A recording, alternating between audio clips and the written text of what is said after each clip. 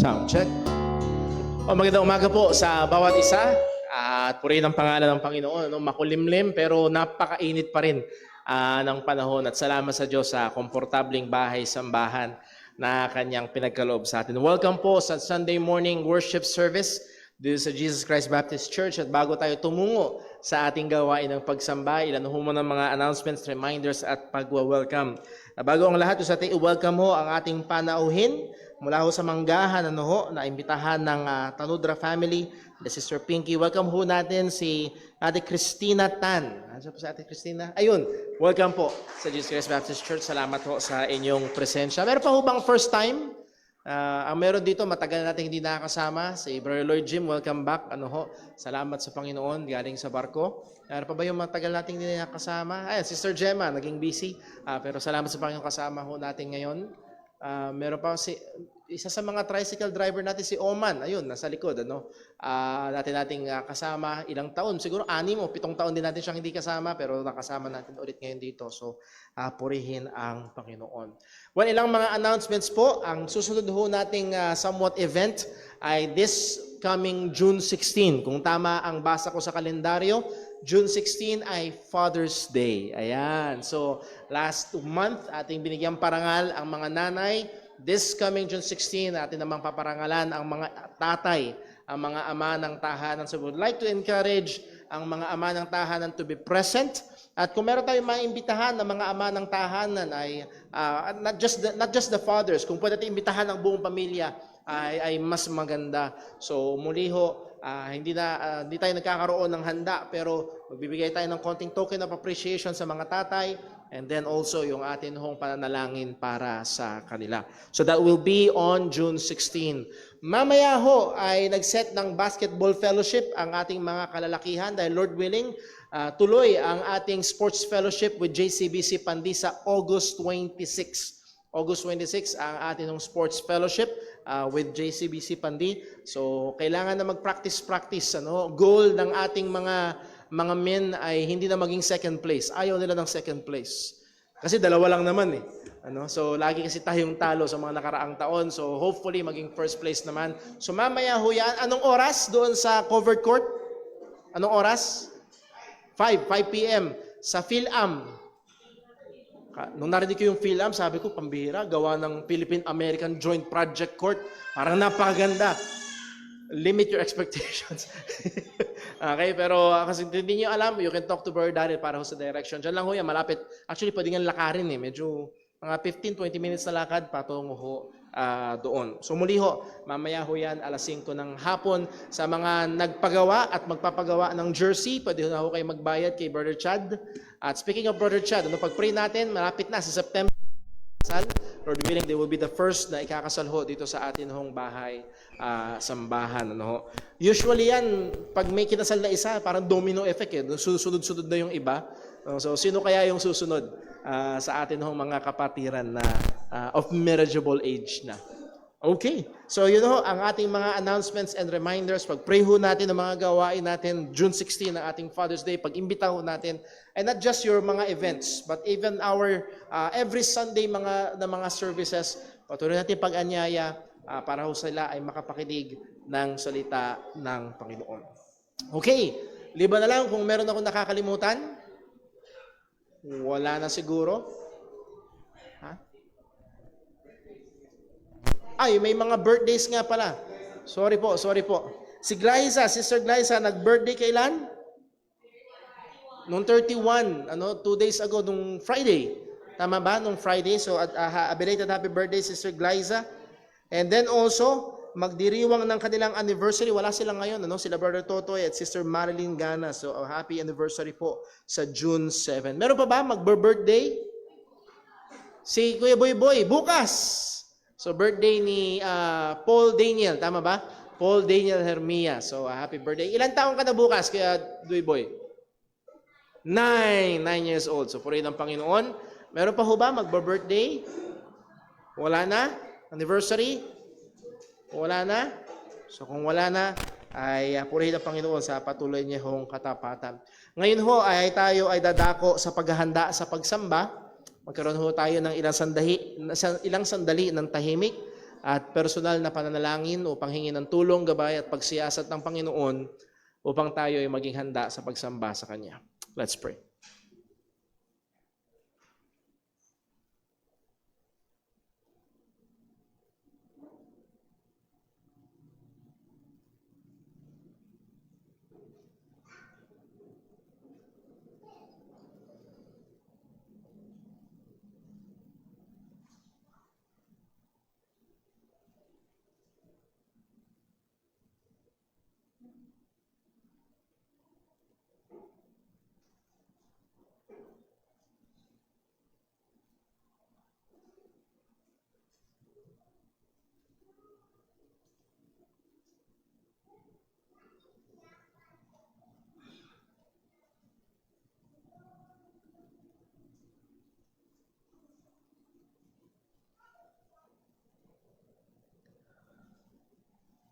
Tayo po'y sama-samang manalangin.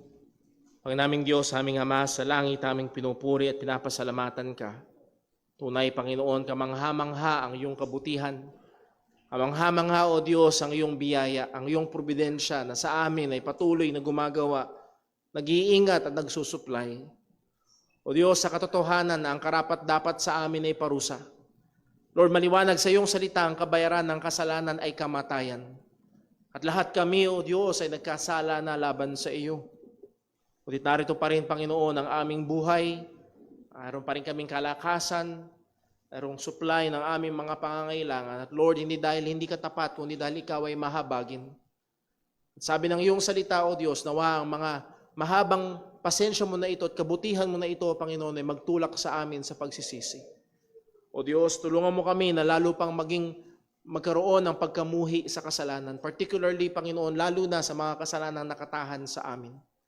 Tulungan mo kami, Panginoon, na lalong magsumikap sa kabanalan. At sa biyaya mo, O Diyos, sa kapangyarihan ng banal na Espiritu, ay patuloy na puksain, patayin ang mga kasalanang nakatahan sa amin. O Diyos, sa aming gawain ng pagsamba ngayong oras na ito, tulungan mo nawa kami.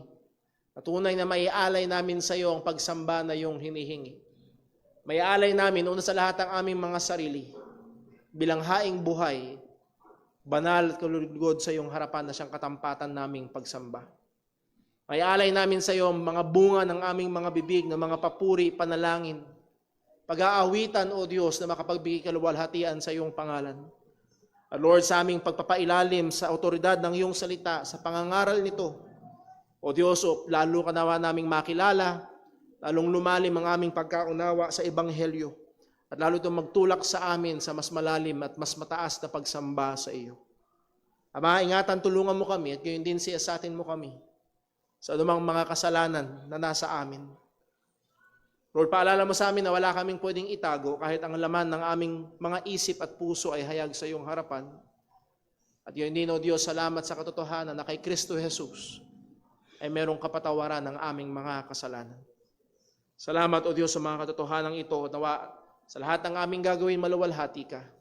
Dalangin namin itong lahat sa ngalan ng aming Panginoong Hesukristo. Amen. Tayo po tayong lahat at tayo po umawit sa Panginoon.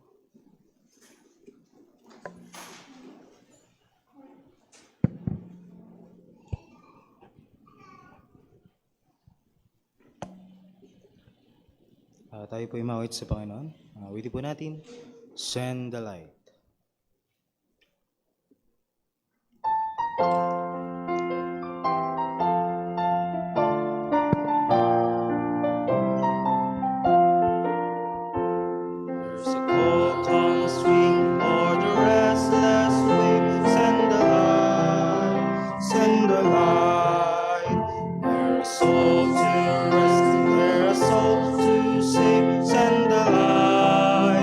Send the light,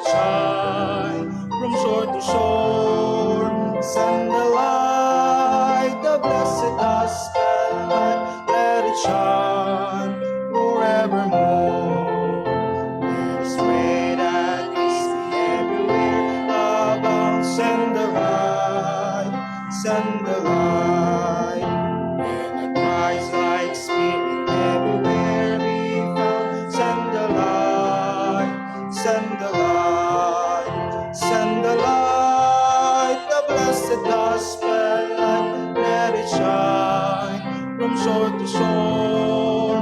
Send the light, the blessed gospel light, let it shine forevermore.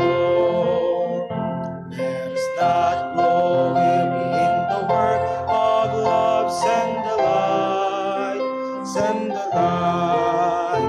Let us gather jewels for a crown above. Send the light, send the light, send the light. The blessed gospel light, let it shine from shore to shore.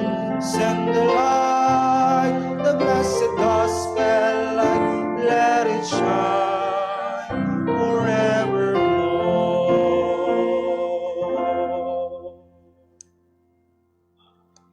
Manatili po tayong nakatayo para po sa ating pagkakaloob.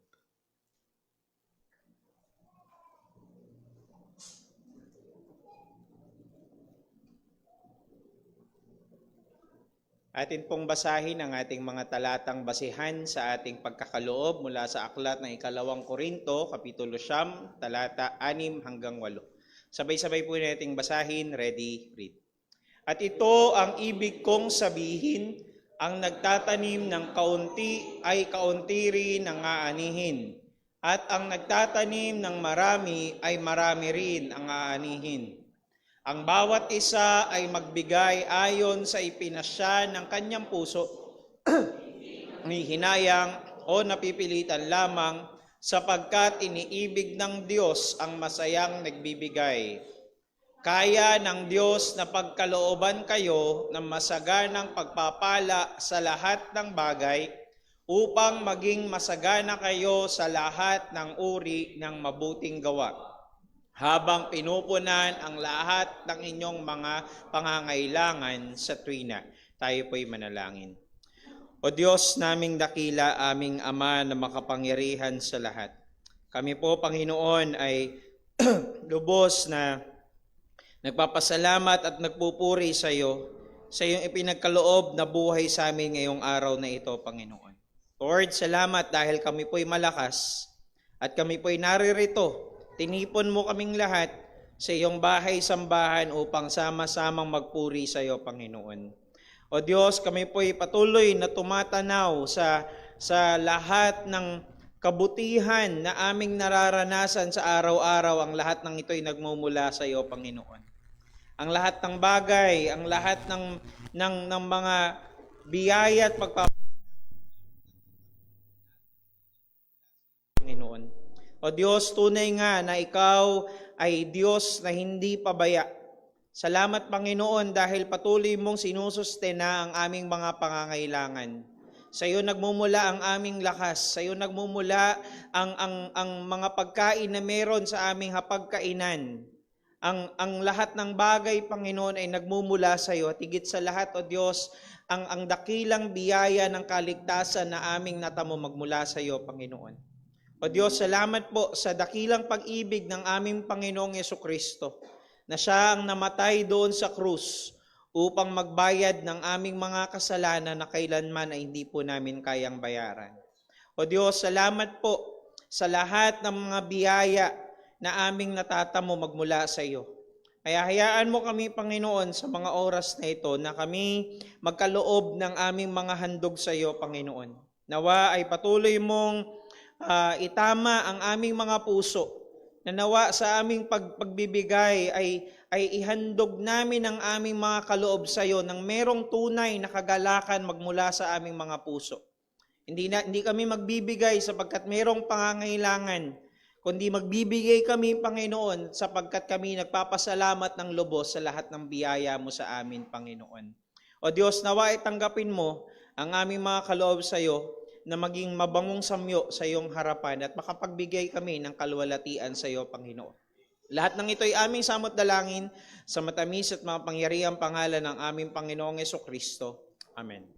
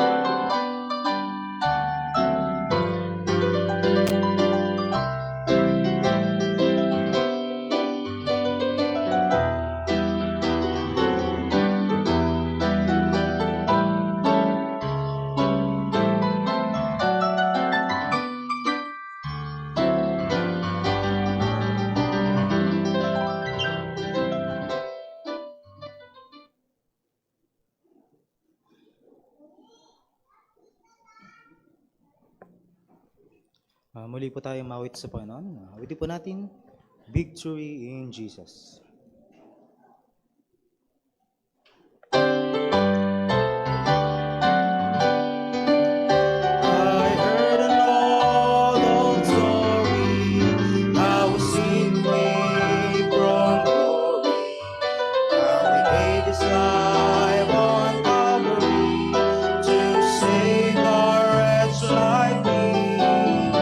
I heard about his groaning, of his precious blood so then I repented of my sins and won the victory.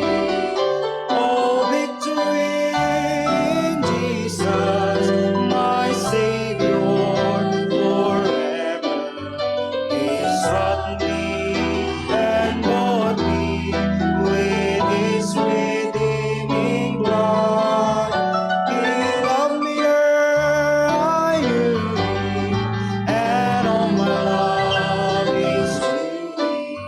He plunged me to victory beneath the cleansing blood. I heard about his healing, of his cleansing power revealing, how he made the lame to walk again, and caused the blind to see. And then I cried, dear Jesus, come and heal my broken spirit. And somehow Jesus came and brought to me the victory. Oh, victory in Jesus, my Savior forever. He sought me and bought me with his redeeming blood. He loved me ere I knew him, and all my love is to thee. He plunged me to victory beneath the cleansing blood. I heard about a mansion he has built for me in glory, and I heard about the streets of gold beyond the crystal sea, about the angels singing, and beyond redemption's story. And some sweet day I'll sing out there the song of victory. Oh, victory in Jesus, my Savior forever. He sought me and bought me with his redeeming blood. He loved me ere I knew him, and all my love is to him. He plunged me to victory beneath the cleansing blood. Tayo po yung magsitiglat para po sa pagbasa ng salita ng Diyos.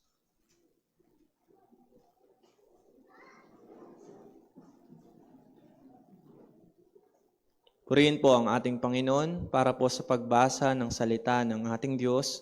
Ating bumasahin from 1 John 1, verse 1 to 10 sa Tagalog.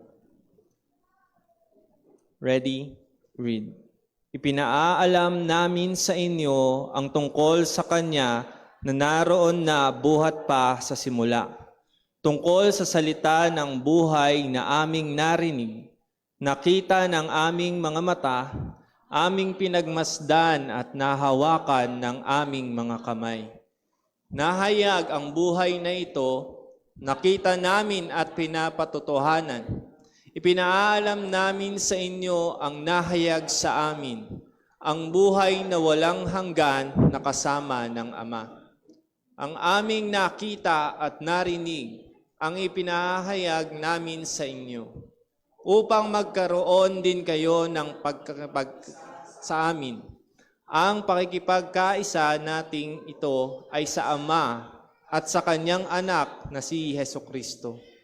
Isinusulat namin ang mga ito upang maging lubos ang aming kagalakan. Ang Diyos ay liwanag at sa Kanya'y walang anumang kadiliman. Ito ang mensahe na narinig namin mula sa Kanyang Anak na Siya naman naming ipinahahayag sa inyo. Kung sinasabi nating may pakikipagkaisa tayo sa Kanya, subalit namumuhay naman tayo sa kadiliman, nagsisinungaling tayo at hindi isinasagawa ang katotohanan. Ngunit kung tayo'y namumuhay sa liwanag, tulad niya na nasa liwanag, may pakikipagkaisa tayo sa isa't isa. Ang dugo ng Kanyang Anak na si Jesus ang naglilinis sa atin sa lahat ng kasalanan. Kung sinasabi natin na wala tayong kasalanan, dinadaya natin ang ating sarili at wala sa atin ang katotohanan. Kung ipinapahayag natin ang ating mga kasalanan, Siya ay tapat at makatarungan na magpapatawad sa ating mga kasalanan at maglilinis sa atin mula sa lahat ng kasamaan. Kung sinasabi natin na tayo'y hindi nagkasala, ginagawa natin siyang sinungaling at ang Kanyang salita ay wala sa atin. Pagpalain po ng Diyos ang pagkabasa ng Kanyang mga salita. Maaari na po tayong magsiupo.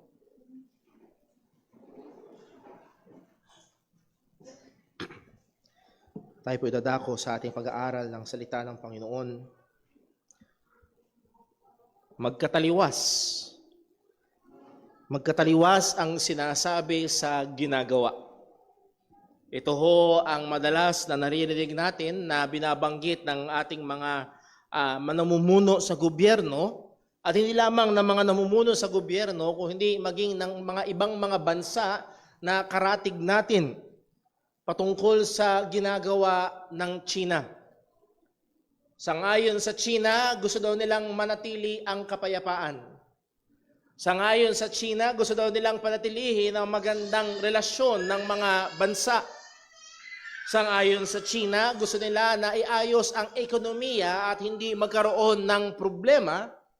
Pero sa kabila ng mga sinasabing ito, patuloy sila sa paggawa ng mga artificially made islands na kung saan nilalagyan nila ito ng mga istruktura. Patuloy ang pangbubuli nila sa mga mangingisdang Pilipino na may karapatang mangisda sa teritoryo ng Pilipinas. Therefore, magkataliwas ang sinasabi nila sa kanilang ginagawa. Now, kaya ko sinimula ng ating pag-aaral sa pagbabanggit ng bagay ho na ito sapagkat sa atin hong binasa sa sinabi ni John sa 1 John chapter 1 ay hindi maaaring ganun pagdating sa mga tunay na mananampalataya. Na hindi dapat at hindi po pwede na magkataliwas ang lumalabas sa bibig at ang lakad ng mga paa. Dahil kung gano'n ang ating kalagayan, kung sinasabi natin na tayo ay mananampalataya ni Kristo, kung sinasabi natin tayo ay mga Kristiyano, ngunit tayo naman ay lumalakad sa dilim, pahiwalay sa Panginoon, sa kabilang direksyon ng kalooban ng Diyos. Yun ang ating buhay, yun ang ating direksyon. Ang sabi ng salita ng Panginoon, siya'y sinungaling. Means hindi totoo ang kanyang sinasabi na meron siyang relasyon sa Diyos. At ang ating pag-aaralan ho ngayong umagang ito ay ang ating buhay at ang tapat na ebanghelyo. Tayo ho muna ay manalangin. Pag naming Diyos, aming Ama sa langit, tulungan mo po kami. At muli ako'y nakikiusap sa iyo, O Diyos, nawa hindi ang tinig ng tao, kundi ang katotohanan mo ang umalingaw-ngaw. Sapagkat ang katotohanan mo ang siyang magpapalaya sa amin. Ang katotohanan mo, O Diyos, ang magpapabanal sa inyong mga mananampalataya. Ang katotohanan mo ang magbibuild up sa iyong iglesia. O Diyos, ikaw po nawa ang mangusap, ikaw po nawa ang gumabay. Mahabag ka sa iyong lingkod. Tulungan mo po lalo't higit, O Diyos, ang mga wala pa sa pananampalataya kay Kristo. At kung meron mang mga maling paniniwala, O Diyos, yung wasakin.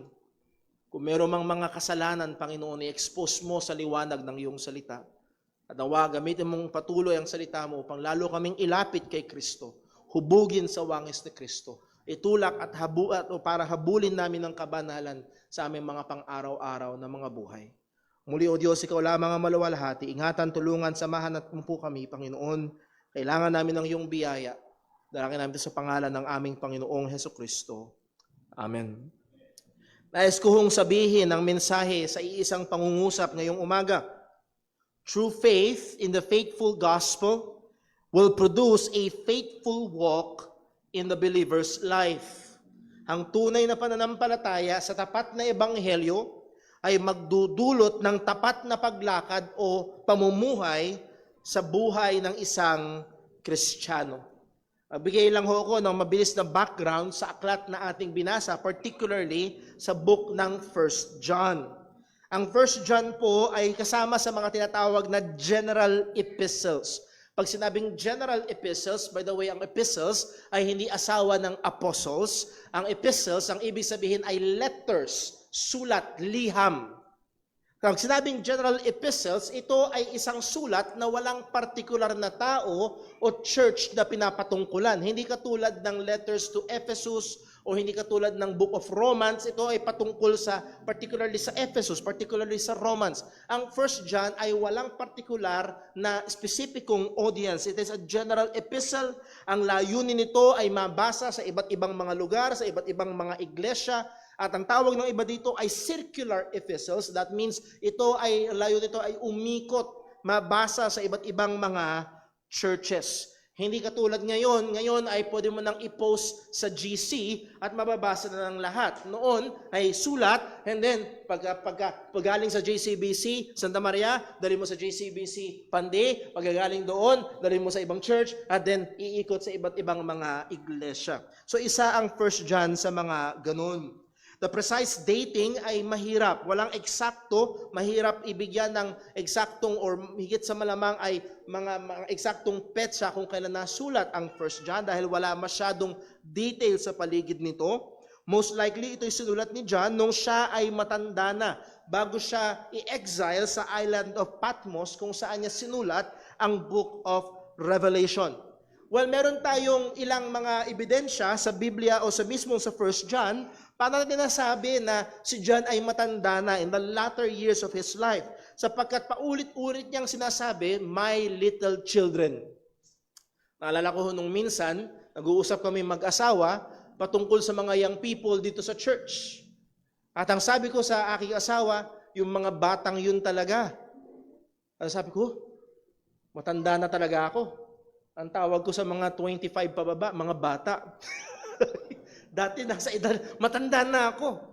At siguro yung iba sa inyo ay gano'n na ang pakiramdam. Ang tawag niyo doon sa mga kabataan ay mga bata. At dito si John, ang sabi niya, for example, sa 1 John chapter 2 verse 1, chapter 2 verse 18, 1 John chapter 2 verse 28, paulit-ulit niyang sinasabi, my little children, little children. So mga mananampalataya ay tinatawag niyang mga mumunting mga bata. So generally, higit sa malamang, ang kalagayan ni John dito, siya ay mas matanda na kumpara sa karamihan ng mga mananampalataya na kanyang sinusulatan. Isa pa, siya na lang ang nananatiling buhay na apostol.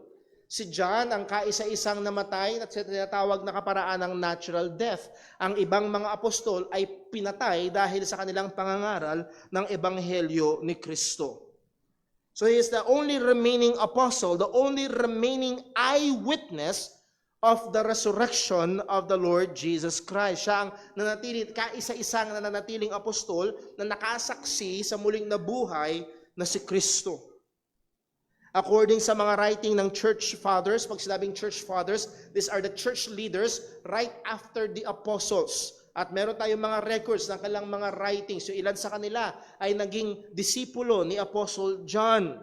Ang sangayon sa mga church fathers, si John, bago siya i-exile sa Patmos, ay nag-spend ng kanyang latter years sa Ephesus na kung saan nagmi-ministeryo siya doon, nangangaral siya doon, at nag-oversee siya sa mga nangyayari doon at ginawa niya ang kanyang writing ministry at kabilang na nga dito ang epistle, ang gospel ng John, ang epistle ng 1 John, 2nd, 3rd John, and then nung nasa Patmos na siya ang book ng Revelation.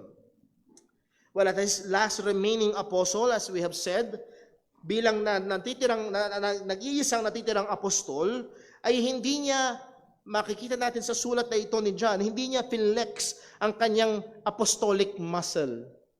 Hindi katulad ng iba, hindi mo ba ako kilala? Anak ako ng pinsan ng kaibigan ng mayor. Hindi pinlex ni John, ako ang apostol, ako na lang ang natitira, makinig kayo sa akin. Hindi ho. Makikita ho natin na itinungtong ni John ang otoridad, nilagay ni John ang otoridad hindi sa kanyang sarili, kundi sa katotohanan ng tapat na ebanghelyo. Tatlong bagay ho ang ating bibigyang pansin ngayong umaga sa ating pag-aaral. Una, bibigyan natin pansin ang tapat na ebanghelyo, the faithful gospel.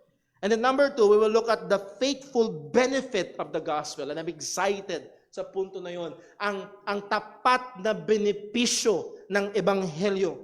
And then lastly, ating ikukonsidera the faithful life the gospel produces. Ang tapat na pamumuhay na ibinubunga ng ebanghelyo. So tignan natin, number 1, the faithful gospel. Verses 1 to 3, ang sabi ni Juan ay ito. Verse 1, 1 John chapter 1. That which was from the beginning, which we have heard, which we have seen with our eyes, which we have looked upon, and our hands have handled the word of life. Notice the first word, ang sabi ni Apostle John agad, that.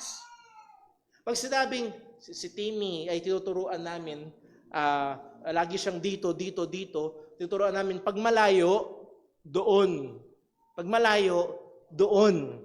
At pag sinabi mong that, yun. That means John is not pointing to himself. Hindi siya tumuturo sa kanyang sarili. Meron siyang tinuturo na isang bagay na hiwalay sa kanya, labas sa kanya. At ito ang tapat na magpabibigay patotoo ng mga apostol. Walang mga apostol na tumuro sa kanilang sarili. Lahat ng mga apostol ay tumuturo sa iba. That means particularly tumuturo sila kay Kristo. Tinuturo nila ang mga tao sa ebanghelyo ni Jesucristo. And that is the faithful gospel na pinapangaral pa rin ni Apostol Juan 60 or more or less 60 years after the fact na namatay at muling nabuhay ang ating Panginoong Jesucristo. Sila ay nagpapatuloy pa rin sa pagtuturo patungkol sa ebanghelyo. Ang sabi ni John, pansinin po natin, that which was from the beginning, which we have heard, which we have seen with our eyes, which we have looked upon, and our hands have handled. Now that sounds almost familiar, kung kayo'y pamilyar sa John chapter 1 verse 1. Anong sabi sa John 1:1? In the beginning was the Word, and the Word was with God, and the Word was God. At itong 1 John, binuksan ulit, pinasimulan ulit ni John, ang sabi niya, that which was from the beginning. At ang pinapatungkulan niya, pag binasa natin sa verse 2, ay walang iba, kung hindi ang sa verse 1 pala, which is the Word, the Logos pa rin. So yung tema ni John ay naroroon pa rin. Nevertheless, I believe na makikita ho natin dito, pag kinumpare natin sa 1 John, sa John 1:1, ang tinutukoy ni John, in the beginning was the Word, yung beginning doon ay beginning eternity past. Walang hanggang simula. Dito particularly, sang-ayon sa context, ang tinutukoy na John na beginning ay yung beginning ng ministeryo ng ating Panginoong Hesukristo. Yung beginning na kung saan tinawag sila ni Jesus, nung sila ay nangingisda, tinawag sila, follow me and I will make you fishers of men. Well, paano natin nasabi yun? Sapagkat sa sinabi ni John, that which was from the beginning, which we have heard. Yung aming napakinggan. Hindi lamang yung aming napakinggan, kung hindi yung nakita ng aming mga mata. Hindi lang basta yung nakita ng aming mga mata, which we have looked upon, na naobserbahan namin, natitigan namin. And then our hands handled. Hindi lang namin basta nakita, hindi lang namin basta natitigan, kung hindi nahawakan namin mismo. Anong ibig sabihin? Si John ay hindi malayong spectator.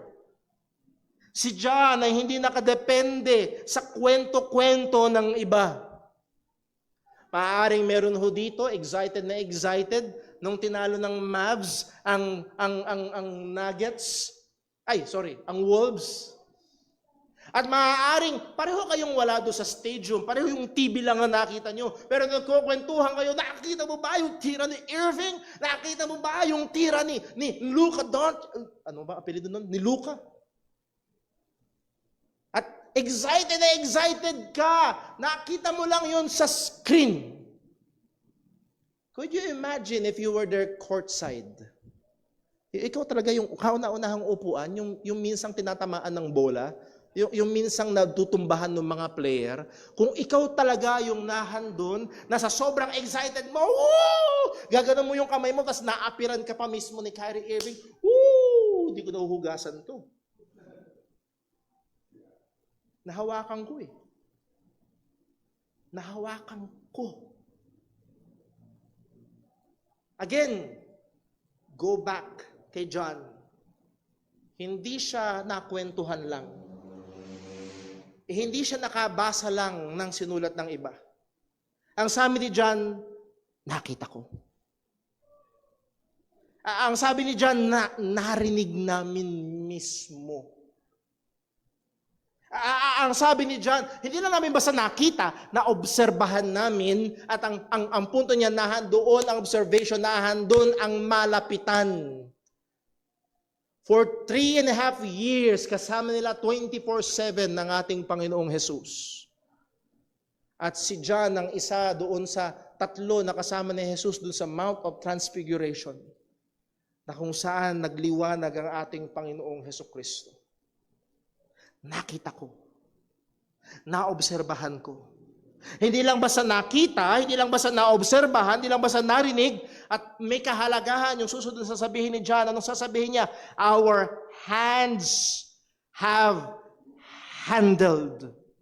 Nahawakan ng aming mga kamay. Bakit mahalaga ito? Bakit ito binigyan diin ni John? Sapagkat nung time na yon, ang isa sa mga maling katuruan na nilalabanan nila ng mga apostol ay yung tinatawag ng Gnosticism. At isa sa mga sangay ng Gnosticism ay nagtuturo that all matters are evil. All physical objects are evil. Therefore, ang katuruan nila, hindi po pwedeng magkatawang tao ang Diyos kasi ang katawan ng tao ay matter. Therefore, it is evil. Therefore, sa kanilang kaisipan, kung nagkatawang tao ang Diyos na banal, then therefore, evil and holiness join together. Hindi uubra. Pero ito ang totally opposite sa gospel. Dahil sangayon sa salita ng Diyos, tunay na nagkatawang tao si Kristo. At isa ito sa ginigiba ni Apostol Juan, hindi pwedeng hindi siya totoo nagkatawang tao because we handled Him. Nahawakan namin siya. For example, ang sabi ni John sa 1 John chapter 4 verse 2, 1 John 4:2, hereby know ye the Spirit of God, every spirit that confesseth that Jesus Christ is come in the flesh is of God. May nilalabanan silang false teaching. Yung mga nagsasabi na si Jesus ay nagkatawang tao, sila'y sa Diyos. Therefore, yung mga nagsasabing hindi nagkatawang tao si Jesus, which is the following verse 3, and every spirit, every teacher that confesseth not that Jesus Christ is come in the flesh is not of God. Yung hindi nagtuturo na si Jesus ay totoong nagkatawang tao. Yung mga nagtuturo na tila mukhang medyo parang pero hindi totoong nagkatawang tao, ang sabi ni Apostol Juan, they're not of God, this is the spirit of Antichrist, whereof ye have heard that it should come, and even now already is in the world. So again, Apostle John, epistles are occasional letters, that means may okasyon, kaya sinulat. At isa sa mga okasyon ay may nilalaban ng maling katuruan si John. So muli, balik tayo. Ang sabi ni John, narinig namin, nakita namin, naobserbahan namin, nahawakan namin. Alin? The word of life. The word of life. Nahawakan namin ang salita ng buhay. At muli, kung babalik tayo sa John chapter 1 verse 1, in the beginning was the Word, the Logos, the Word was with God and the Word is God. At pagdating sa verse 14 ng John chapter 1, and the Word was made flesh, nagkatawang tao ang salita, at walang ibang tinutukoy dyan si John kung hindi ang ating Panginoong Hesus Kristo. Narinig namin si Jesus, nakita namin si Jesus, naobserbahan namin si Jesus, nahawakan namin si Jesus. At again, kung babalik ho tayo sa mga nakaraang pag-aaral natin patungkol ho sa Ebanghelyo, ito ang malaking kakaibahan ng tunay na Kristyanismo sa ibang mga paniniwala. Hindi ang Kristyanismo ay nakatungtong, hindi sa natanggap lamang mula sa panaginip. Ang Kristyanismo ay hindi nakatungtong, hindi sa kaisipan na sumulpot dahil sa meditation. Ang Kristyanismo ay nakatungtong sa isang totoong pangyayari, sa makasaysayang pangyayari na meron talagang Jesus na taga Nazareth na pinako sa krus, na namatay at muling nabuhay. At patong-patong ang ebidensya. Kamakailan lang, nanood ako ng isang documentary na kung saan kahit ang mga atheist, hindi naniniwala sa Diyos, na mga honest historians, karamihan ay kumikilala na meron talagang Jesus na taga Nazareth na pinako sa krus, na yung kanyang mga katagasunod sinasabing nabuhay daw siyang muli. May record sa history. So it is truly historical.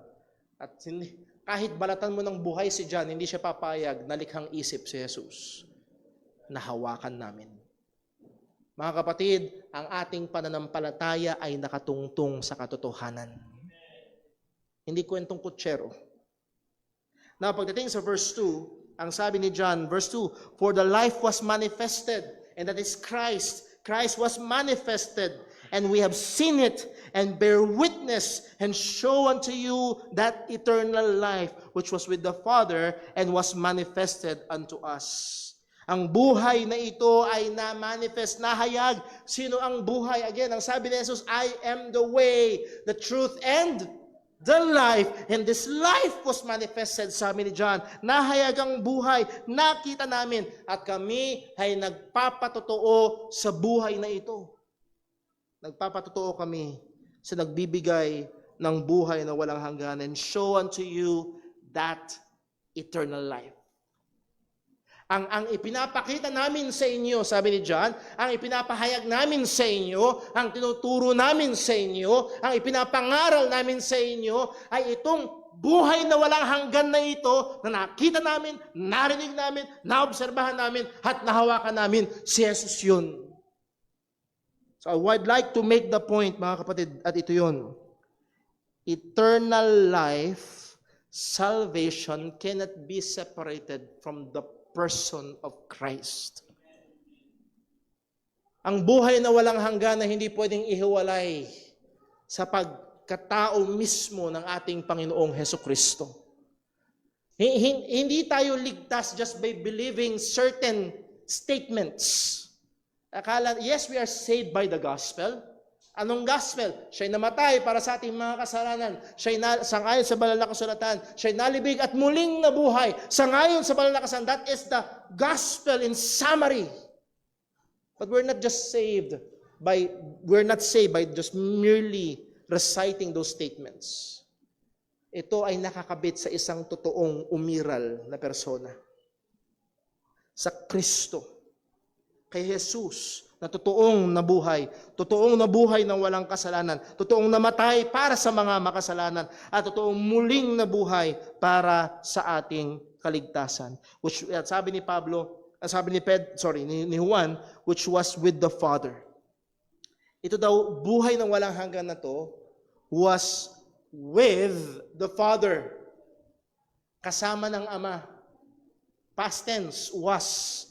Kailan? Again, kung babalik tayo sa John 1:1, in the beginning was the Word, and the Word was with God, and the Word was God. bago pa ang pasimula, bago pa lalangin ang lahat ng bagay, si Jesus ay umiiral na. So muli, mali ang katuruan ng iba na si Jesus ay nagsimula lamang sa sinapupunan ni Maria. Siya'y kasama na ng Ama bago pa yun. Now, dako ho tayo sa verse 3. That which we have seen and heard, declare we unto you. Ito ang tapat na pag-witness ng mga apostol. Yung nakita namin at yung narinig namin, yun ang aming ipinahahayag sa inyo. At rin nyo mga kapatid, mga kaibigan, upang tayo ay manatili na isang tapat na iglesia, yun lang din ang dapat nating ihayag sa iba. Hindi tayo magdadagdag, hindi tayo magbabawas. Yung nakita nila, yung nahayag at pinangaral nila, yun din ang dapat ipangaral ng iglesia ng ating Panginoong Hesukristo sa panahon nating ito. Last Sunday, pinag-aralan natin, the primary message of the apostles is the Lord Jesus Christ, is the gospel. At yun pa rin ang kinakailangang manatiling pangunahing mensahe natin. Ang buhay, ang ministeryo ng mga apostol at gayon din ang buhay at ministeryo ng iglesyang ito ay kinakailangang umikot at manatiling tapat sa ebanghelyo ng ating Panginoong Hesukristo. So that is the faithful gospel. Ang tapat na ebanghelyo. Bakit tayo nakakatiyak na tapat ito? Kasi narinig nila, nakita nila, naobserbahan nila, nahawakan nila, at matapat nilang tiniklara at salamat sa Diyos na sa atin ang kanilang mga katuruan. So hindi ito likhang isip. Huwag nyo ito itulad sa Confucianism, huwag nyo ito itulad sa Islam, huwag nyo ito itulad sa ibang mga pananampalataya na likhang isip ng mga tao. Ito ay totoo. Then number 2, tingnan ho natin, the faithful benefit of the gospel. The faithful benefit of the gospel, ang tapat na benepisyo ng ebanghelyo. Balik tayo sa verse 3, ang sabi ni John, that which we have seen and heard, declare we unto you. Yung aming nakita, yung aming narinig, yun ang aming ipinahayag sa inyo. Particularly, primarily, the gospel, the death and resurrection of our Lord Jesus Christ. Now, ang question na ito, bakit? John, bakit hindi miracles ang ipahayag mo? Bakit hindi paano yayaman? Bakit hindi paano yung sasaya at maayos ang buong pamilya at matutupad ang lahat ng pangarap? Yun ang gusto namin. Ang sabi ni John, bakit? That which we have seen and heard, declare we unto you. And the next word is what? Ano? That. Sa Tagalog, upang. At ang salitang that or upang ay nagpapahayag ng rason. Ito yung rason. Bakit faithful? Bakit tapat ang mga apostol na ipinahayag nila kung ano ang kanilang nakita at narinig ang ebanghelyo? That ye also may have fellowship with us. Para magkaroon kayo ng fellowship kasama namin. Merong pamilyar na salita dyan, at sad to say, so sobrang pamilyar ay nawalan na halos ng meaning. Nakaraniwan sa mga churches, kapag may kape at merong tinapay, fellowship na. Kahit walang kape, basta nagsama-sama, ang tawag agad ay fellowship. That word fellowship came from the Greek word koinonia. Nang ibig sabihin is to have communion. To have something in common. To have something in common and to belong to that common community. Tayo ay isang komunidad na nagsasama-sama. To belong to the community of God's people.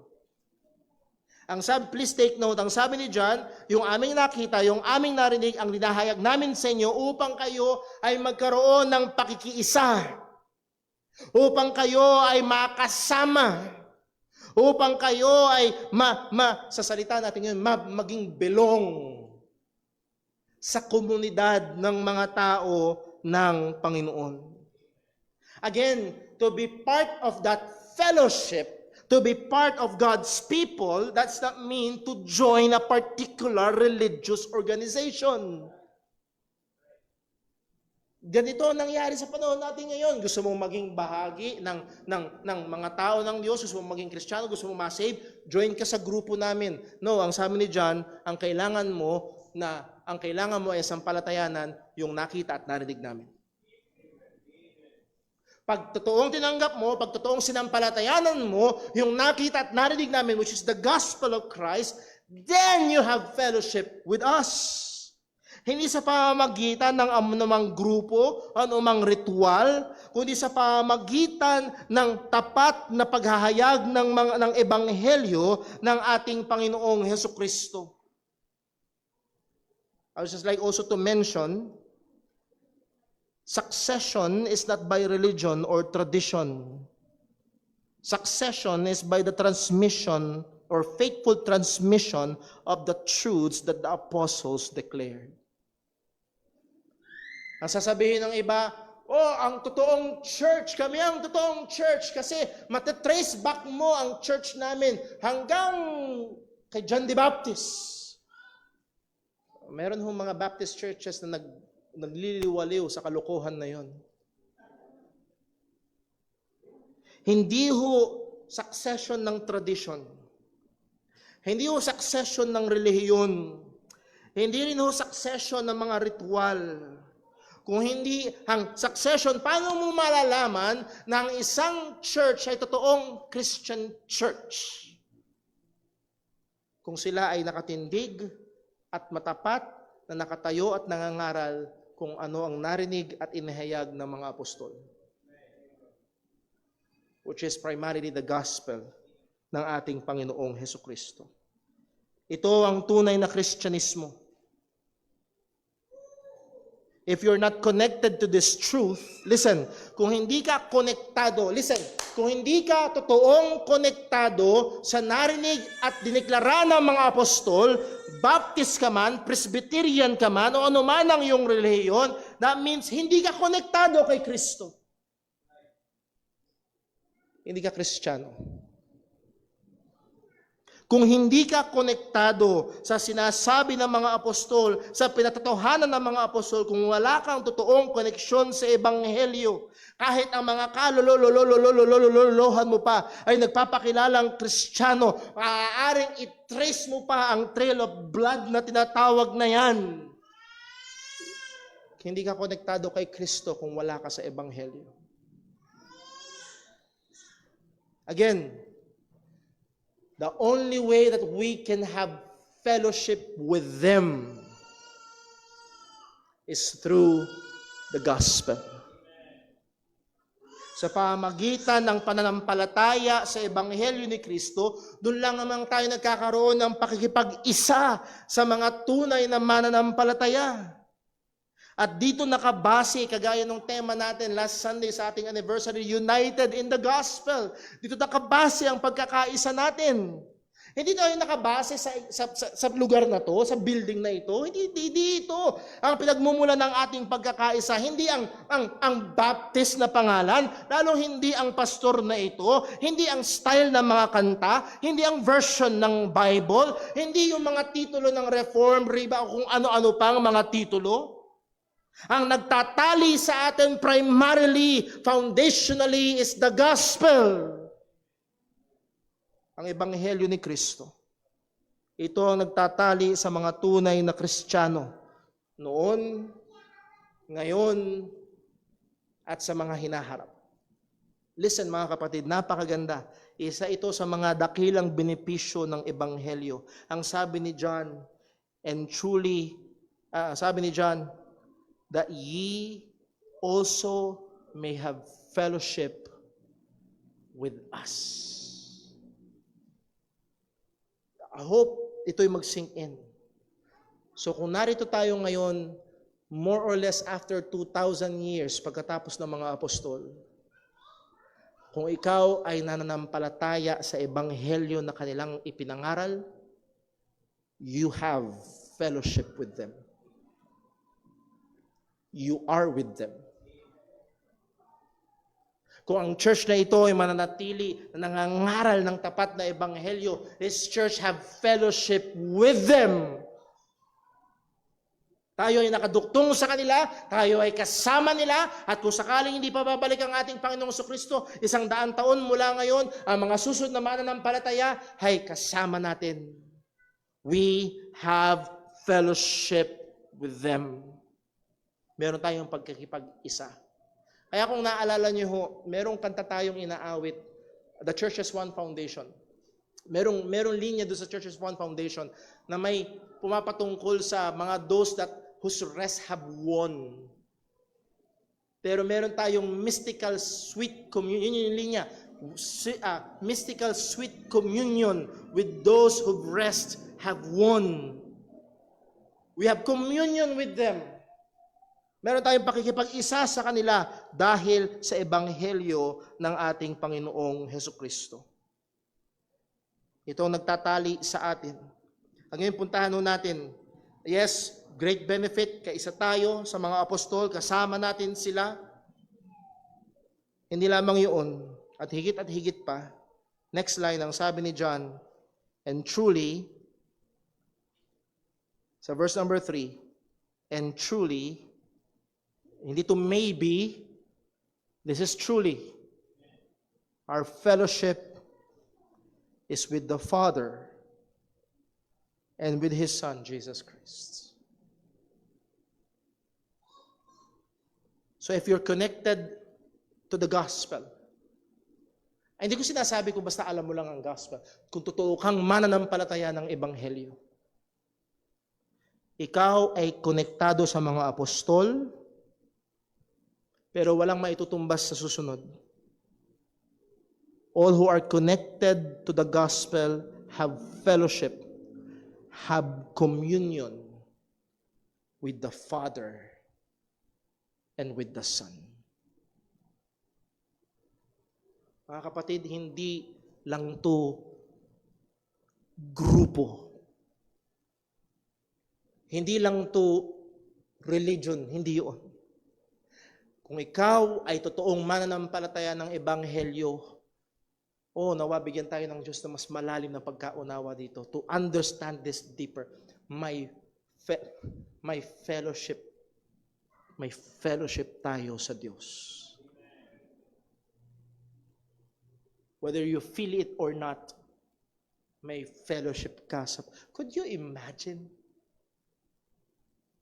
Halimbawa, magkasama sa iisang team, si LeBron, si Stephen Curry, si Kevin Durant, sino pa? Yung hinahangaan ngayon, si Anthony Edwards. Tapos bigla kang kinuha. Sinama ka sa team. Could you imagine? Pambira ito ginagawa ko dito. Ay, hindi ako karapat dapat dito. Kung nararamdaman niyo yun sa tao, could you imagine? Tayong makasalanan. Tayong rebelde, tayong patay sa kasalanan na kinahabagan lamang ng Panginoon. Now we have fellowship, real fellowship with the Father and with the Son. Nawa, lumalim at magkaroon tayo ng mas matinding pagkaunawa itong dakilang benepisyo na ito ng Ebanghelyo. Well, let me put it this way. Kung ikaw ay tunay na mananampalataya ng Ebanghelyo, anuman ang sitwasyon mo ngayon, ikaw ay na kay Kristo at si Kristo ay nasa iyo. Anuman ang kalagayan mo ngayon, ang Diyos ay nasa iyo at ikaw ay nasa Diyos at ang Diyos ay hindi mo kalaban. God is not against you, but God is for you. Kung ikaw ay totoong mananampalataya ng Ebanghelyo, you have fellowship with God and you have fellowship with Christ. Hindi mo kinakailangan na, Lord, gusto kitang makita! Kahit hindi mo siya makita, ito ang katotohanan. You have fellowship with God, the Father, and with the Son. Sa pamagitan ng Ebanghelyo. And let me ask the question, what could be greater? Ano ang mas hihigit na meron kang buhay at totoong relasyon at pakikipisan sa Ama at saan? Hindi mo, listen, yes, we desire. Yes, doon yung ating blessed hope. To be absent from the body is to be present with the Lord. Pero mga kapatid, this is the good news, the benefit of the gospel. Kahit wala pa tayo sa presensya ng Diyos doon sa langit, habang tayo nandito sa lupa, we have fellowship with God and with the Lord Jesus Christ. Again, I ask, what's better than this? Anong mas hihigit pa dito? Hihigitan ba ito ng pera? Hihigitan ba ito ng kalusugan? Hihigitan ba ito ng pag-aasawa? Hihigitan ba ito ng sex? Hihigitan ba ito ng trabaho? Hihigitan ba ito ng 1,000,000 subscribers? No! If you are connected to the gospel, you have fellowship with God. You have fellowship with the Lord Jesus Christ. Now, verse 4. Verse 4. And these things write we unto you. Bakit daw po? That your joy may be full. Contrary to popular belief, ang Diyos, listen, ang Diyos ay hindi KJ. Young people, wag niyo hayaang lokohin kayo ng demonyo. Hindi killjoy ang Diyos.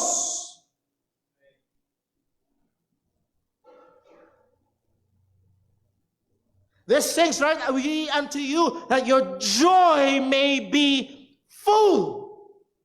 Rather than being killjoy, God is pro-joy. God is pro-real joy. Totoong kagalakan ang gustong ibigay ng Diyos, hindi pa naman dalian.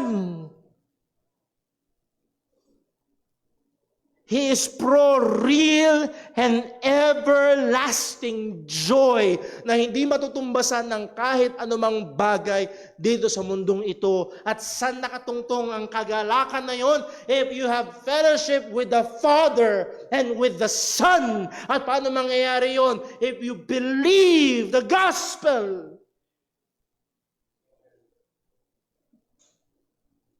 Kung ang tingin mo ngayong oras na ito, ikaw ay kulang. Wala akong ganong karaming pera, ang lungkot ko. Kung nakumbinsi ka na ng sanlibutan, wala akong poging boyfriend, ang lungkot ko. May boyfriend ako pero hindi pogi, ang lungkot ko pa rin. Kung nakabinsi ka na ng sanlibutan, may sakit ka, ikaw ay malungkot. I'm not saying na walang bigat ang mga bagay ho na yan at walang halaga. Pero here is a good news.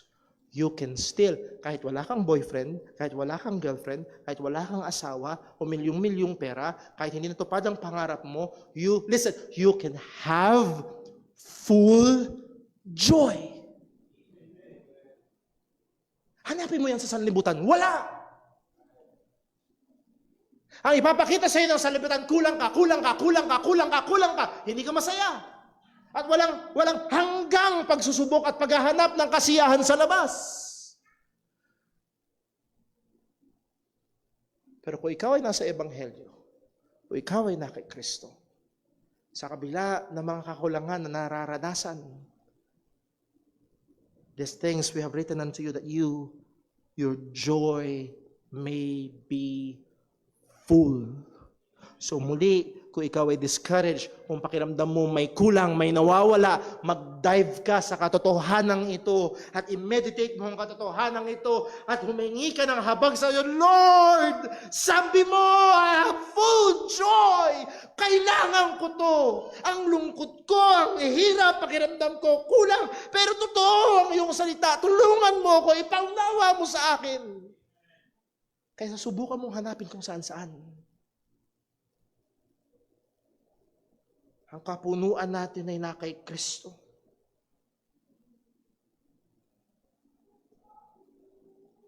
And lastly, dito tayo matatapos. Number 3, the faithful life the gospel produces. Ang tapat na buhay na ibinubunga ng Ebanghelyo. Verse 5. This then is the message that we have heard of him and declare unto you that God is light and in him is no darkness at all. Ang mensahe ni Juan ay hindi nagsimula sa tao, ang mensahe ni Juan ay nagsimula sa Diyos. Ang mensahe ni Kristo na narinig ng mga apostol ay hindi simula sa tao, ang mensahe ni Kristo na narinig ng mga apostol ay mula sa Diyos. God is light. Ang Diyos ay liwanag. Siya ay liwanag. At ang tema ng liwanag at kadiliman ay pamilyar sa tema ng Biblia at ito'y kalat sa Biblia. Kung ito'y patungkol sa impormasyon, ang liwanag ay tama o katotohanan, ang dilim ay kasinungalingan. Kung ito'y patungkol sa moralidad, ang liwanag ay kabanalan at katwiran, ang kadiliman ay kasalanan at mga bagay na hiwalay sa anumang kautusan ng Panginoon. So pag sinabi ni John that God is light, that means He is purely light. At ang sabi niya, no darkness at all, in Him is no darkness at all. That means God is purely truth. At walang kasinungalingan sa Kanya. Pangalawa, God is purely clean. He is morally clean. He is holy. Siya'y banal at walang anumang kasalanan sa Kanya. Now, bakit ito mahalaga? Sapagkat ang sabi niyan sa verse 6, if we say that we have fellowship with Him and walk in darkness, we lie and do not the truth.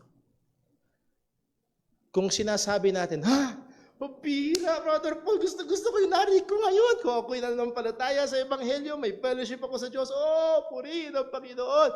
I'm a believer of the gospel. I have fellowship with God. At lumalabas yun lagi sa bibig mo. At lagi mong bukang bibig ang Panginoon. Pero ang sabi ni John, if we say that we have fellowship with Him and walk in darkness. Para bang yung bibig mo patungong north, yung lakad mo patungong south.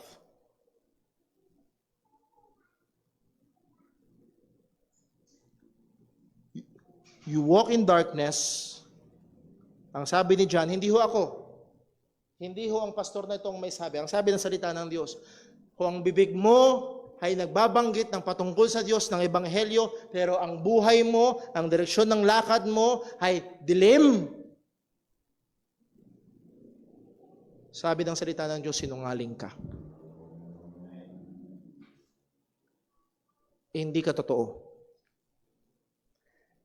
Ano mang claim ng pananampalataya sa Ebanghelyo, ngunit ang buhay ay taliwas, ang claim ay hindi totoo. It is not just the profession, but the action. Ang profession na hindi nagliligtas ng sinuman. Ang tunay na pananampalataya ang nagliligtas. Pero narito ang katotohanan, ang tunay na pananampalataya ay binibigyan ng ebidensya ng lakad o ng pamumuhay.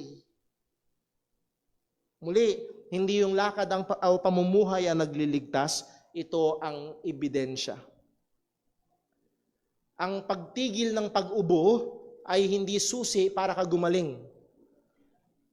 Halimbawa, may pneumonia ka, ubo ka ng ubo. Dok, paano ko gagaling? Pigilan mo yung ubo! Kailangan kong gumaling. Anong ginagawa mo? Pinipigilan ko yung ubo para gumaling ako. Hindi. Ang kapagkawala ng ubo ay ebidensya na ikaw ay magaling na. Sa maraming tao, baligtad ho. Sinusubukan mong iayos yung lakad para ka maligtas. No, sa Bible, kung ikaw ay totoong ligtas, maiiba ang lakad. Magkakaroon ng pababago. If any man be in Christ, he is a new creature, sabi ng salita ng Panginoon. At ito rin tinutukoy ni James sa madalas magkabibigay ng kalituhan sa marami. Ang sabi ni James sa James chapter 2 verse 14. James chapter 2 verse 14, ang sabi ng Biblia ito, what doth it profit, my brethren, though a man, take note, a man say, he had faith and have not works, can faith save him? If a brother or sister be naked and destitute of daily food, and one of you say to them, unto them, depart in peace, be ye warm and filled, notwithstanding ye give them not those things which are needful to the body, what doth it profit? Pero ginaw na ginaw, sinabihan mo, mainitan ka. Ano nangyari? Anong pakinabang? Ang sabi sa verse 7, even so faith, if it had not works, is dead, being alone. Mga kapatid, sa biyaya ng Diyos, last week, sa wakas, napalitan din yung bulaklak natin sa gilid. 7 taon na yata yun. Kundi 7, baka 6 na taon na yung pinalitan. Never yang namunga. Yung sunflower na yon, baka 5 years na, never yang nadagdagan ng bulaklak. Bakit? Ha? Peke. Napaka-judgmental nyo naman. Sigurado kayo, peke? Ang plastic hindi namumunga. Maaaring sabihin, Kristiyano ako, I believe the gospel, I praise the Lord. Pero kung walang bunga sa buhay, ang sabi ni John, peke ka, you're a liar. Ang sabi rin ni James, yun na yung totoo. Verse 18, yea, a man may say, James chapter 2, yea, a man may say, thou hast faith and I have works. Ito yung hamon ni James. Show me thy faith without works and I will show thee my faith by my works. How can you show your faith? Paano? It's by works. So kung walang works, walang faith. Hindi works ang nagliligtas. Yung pananampalataya ang nagliligtas. At yung pananampalataya nagliligtas sa hindi patay, ito'y buhay, ito'y gumagawa. To put it positively, ang sabi ni, at mas maiksi, ang sabi ni Paul sa Galatians chapter 5 verse 6. Galatians 5:6. For in Jesus Christ neither circumcision availeth anything, nor uncircumcision. But what? Faith. Anong katangian ng faith? Which worketh. Hindi faith plus works. Hindi yun ang magliligtas. It's faith that works. Dahil yun ang tunay na pananampalataya at nagdudulot ng kaligtasan. Muli, nais kong tawagin ng pansin ng sino mang naririto. Maaaring narito ka, nagpapakilalang Kristiyano. Kamusta ang lakad mo? Meron bang ebidensya na ang Diyos ay gumawa sa buhay mo at nagkaroon ng epekto upang ikaw ay magsimula ng seryosong paglakad upang lumakad sang-ayon sa mga kautusan ng Panginoon. I'm not asking kung perpekto ba ang buhay mo at di ka na nagkakasala. Walang ganun. Ang Kristiyano nagkakasala pa rin. Kaya nga sa binasa natin, kung tayo ihahayag natin yung ating mga kasalanan, ay tapat at banal lang Diyos sa tayo patatawarin. So it assumes na ang Kristiyano nagkakasala pa rin. Ang tanong nga ito, ang direksyon ng lakad mo. Ito ba'y palapit sa Diyos o walang pakialam sa Diyos? Ano man ang lumalabas sa iyong bibig, patingin ng lakad, patingin ng buhay. Doon mo malalaman kung totoo o hindi. Dahil yun ay isa sa mga pinakamatibay na ebidensya kung totoo ba ang pagiging Kristiyano. And let me again put a warning sapagkat merong mga ilan na umaabuso at sinakastigo na sinasabi, pananampalataya lang, ligtas ka na. Di pwede na ako mangalunya, pwede na ako magnakaw, pwede na ako pumatay. I believe the gospel naman Once saved, always saved. Wala ho yung katotohanan. Ngayong ligtas ka na, pwede mo nang habulin ng kabanalan. Kung totoo kang ligtas, hindi ka magbababad sa kasalanan, ikaw ay magpupursigi sa kabanalan. At muli, as we've been always saying, ang nagbababad sa ang tupa hindi nagbababad sa putik. Kung nagbababad ka sa putik, kalabaw ka. Hindi ka tupa. Yes, ang tupa ni Kristo pwedeng madapa, pwedeng mahulog, pwedeng masugatan, pwedeng matukso. Pero siya magsusumikap na sumunod sa kanyang pastol. Balik tayo sa 1 John. 1 John chapter 1 verse 7. Dito tayo matatapos. Verse 7. But if we walk in the light as He, God, is in the light, we have fellowship with one another, and the blood of Jesus Christ, His Son, it cleanseth us from all sin. Again, ang ebidensya na ikaw ay tunay na nahugasan ng dugo ni Kristo. Ang ebidensya na ikaw ay meron tunay na pakikipag-isa sa Ama at sa Anak ay yung lakad natin. Muli, hindi ito ang basihan, hindi ito ang prerequisite para ka maligtas. Ito ang ebidensya ng kaligtasan. So hindi po pwede ng isang totoong Kristiyano tapos magbababad sa kasalanan. We always stress na ang salvation is by faith alone at hindi kasama ang gawa, hindi nakabase sa gawa natin. Pero we are saved to do good works. Malinaw ito sa salita ng Panginoon. And let me end by reading sa 1 John chapter 2. Ang sabi ni John ay ito. Verse 3, 1 John 2:3, and hereby we do know that we know Him. How do you know that you know Him? Paano mo natitiyak na kilala mo talaga ang Diyos? Na meron ka talagang relasyon sa Diyos? If we keep His commandments. Doon mo malalaman. He that saith, I know Him, and keepeth not His commandments, is a liar, and the truth is not in him. But whoso keepeth His word, in him verily the love of God is perfect. The love of God perfected. Hereby know we that we are in Him. Sa pamamagitan nito, nalalaman natin na tayo talaga ay nasa Kanya. If we keep His commandments. Why? Because the faithful gospel will produce faithfulness in the life of the believer. Nawa, ito'y patuloy na maging paalala sa atin at patuloy nating namnamin ang benepisyo ng Ebanghelyo. Meron tayong punong kagalakan dahil kay Kristo. Let's pray. Panginoon, salamat po sa biyaya mo, salamat sa mga katotohanan mo at nawa, patuloy mo kaming tulungan na maunawaan, maging mas maliwanag pa ang mga katotohanan ito na magkaroon ng epekto sa aming mga pang-araw-araw na buhay. At muli, O Diyos, kung meron mang naririto na wala pa sa tunay na pananampalataya sa Ebanghelyo, kahabagan mo at ang iyong iligtas. Dalangin natin sa pangalan ng aming Panginoong Hesukristo. Amen. Tayo po ay tutuloy at dadako sa ating Lord's Supper. And let me request ang atin hong mga deacons, nandiyan si Brother Alex, wala si Brother William, wala si Brother Junjun, wala si Brother Totoy. Siguro iringan ko si Brother Daryl, si Brother Jasnel na lang. And then also si, dito sa harapan, si Brother Gerard, kung pwede, paki-assist nyo dito ho sa Lord's Supper. Ito po tayo. Dito sa JCBC ay ginagawa ho namin ang pag-oobserba sa banal na hapunan ng may kaseryosohan sapagkat ito ho ay inutos ng Panginoon. Hindi ho basta-basta. Hindi lahat ng gustong makipag-participate ay pupwede sapagkat ang Panginoon mismo, ang Diyos mismo ang naglagay ng pamantayan sa kanyang salita.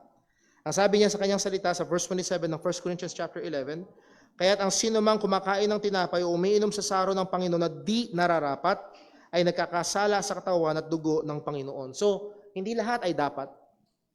Hindi lahat ay dapat. Una sa lahat, kung ikaw ay hindi pa bahagi ng katawan ni Kristo, that means hindi ka pa totoong mananampalataya. No. Magkakasala ka pa pag nakibahagi ka dito. Pangalawa, ang sabi ng salita ng Panginoon, datapat siya sa atin ng tao ang kanyang sarili at saka kumain ng tinapay at uminom sa saro. Siya sa atin mo ang iyong sarili patungkol sa iyong lakad, sa iyong pamumuhay sa harapan ng Panginoon. At kung sakali at isa sa mga maliwanag na kautusan ng Diyos ay ang tunay na Kristiyano ay sumunod sa tubig ng bautismo. At ito we exercise ang tinatawag na close communion or guarded communion. That means usually ang ginagawa nating requirement ay dalawa, isa kang totoong mananampalataya at ipinahayag mo na ito sa pamamagitan ng pagsunod mo sa tubig ng bautismo. So kung itong dalawang ito ay nasa iyo, I would like to encourage you na makibahagi sa pag-oobserba ng banal na hapunan na ito. Pero given na sinabi ng salita ng Diyos, siyasatin mo ang iyong sarili. Umingi tayo ng tawad sa Panginoon sa anumang kasalanan na ating nagawa upang sa ating pakikibahagi sa banal na hapunan na ito ay patuloy ng pagbigay luwalhati sa Kanya. So magkaroon ho tayo ng sandali ng tahimik na pananalangin, hingin natin ng pagsiyasat ng Panginoon sa atin upang tayo maging handa sa pagtanggap ng banal na hapunan. Let's pray.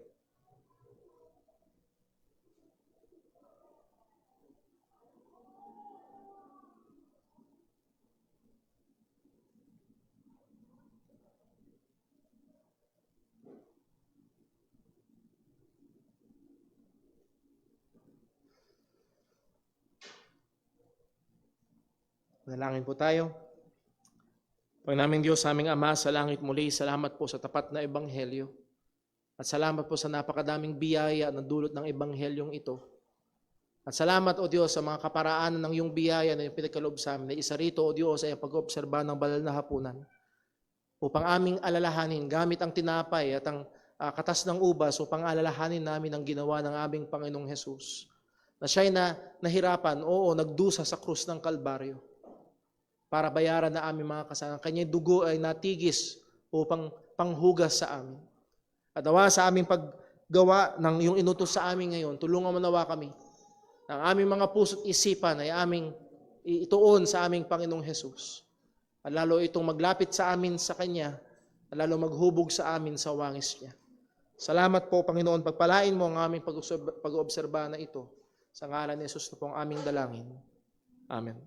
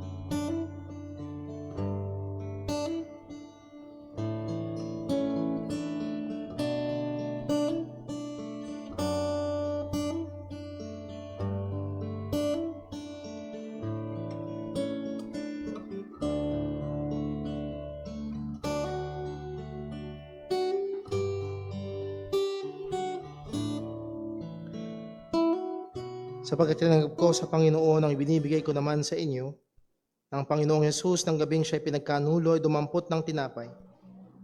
Nang siya'y makapagpasalamat ay kanyang pinagputol-putol at sinabi, ito'y aking katawan na pinagputol-putol dahil sa inyo. Gawin niyo ito sa pag-alaala sa akin. Kanin po natin.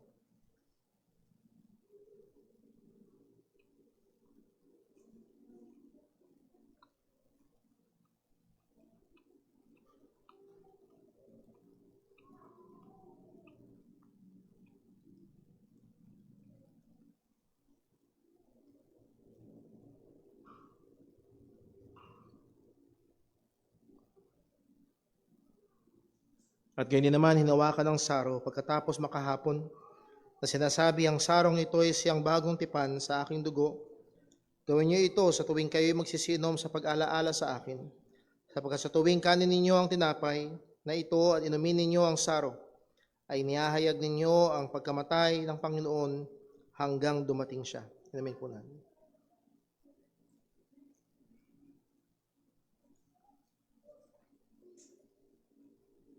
Dalangin po tayo. Panginoon naming Diyos, aming Ama sa langit, hindi namin kayang ipaliwanag kung paano ikaw na walang kasalanan ay nagdusa para sa aming mga makasalanan. Ikaw na walang hanggan ay dumaras ng kahangganan, kamatayan, para kami, Panginoon, na karapat dapat mamatay, ay magtamo ng buhay na walang hanggan. O Diyos, salamat sa pagkakataon ho na ito, na inalala namin ang ginawa ng aming Panginoong Hesukristo. At nawa, Panginoon, tulungan mo kami, Panginoon, na lalo at palagian pang pagbulayan ng Ebanghelyo. At ang aming mga buhay sa araw-araw ay maging palamuti nito. At nawa, gamitin mo kaming patuloy, Panginoon, upang ihayag ang dakilang kaligtasan na tunay na may namatay sa krus para sa mga makasalanan. Na totoong merong nabuhay muli para magbigay ng kaligtasan. Gamitin mo ang iglesyang ito, gamitin mo ang mga Kristiyano sa iglesyang ito upang matapang at matapat na ihayag ang Ebanghelyo. At salamat, O Diyos, sa katotohanan na naman ang aming kalagayan, kami na mga tunay na mananampalataya ay may tunay na pakikipag-isa sa iyo. Samahan, ingatan mo kami hanggang sa aming paghiwa-hiwalay. Ito po aming dalangin sa pangalan ng aming Panginoong Hesukristo. Amen. Stay po tayong lahat at awitin natin ang ating pangwakas na awit. Ang mga baso ho ay ipunin lang natin sa mesa doon sa likuran.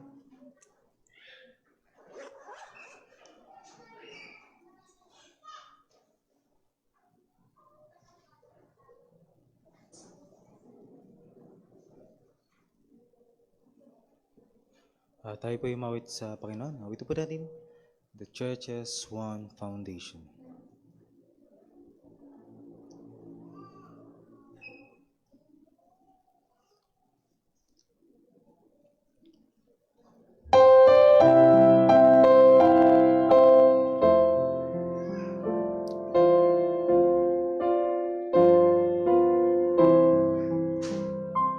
The church has one foundation, is Jesus Christ.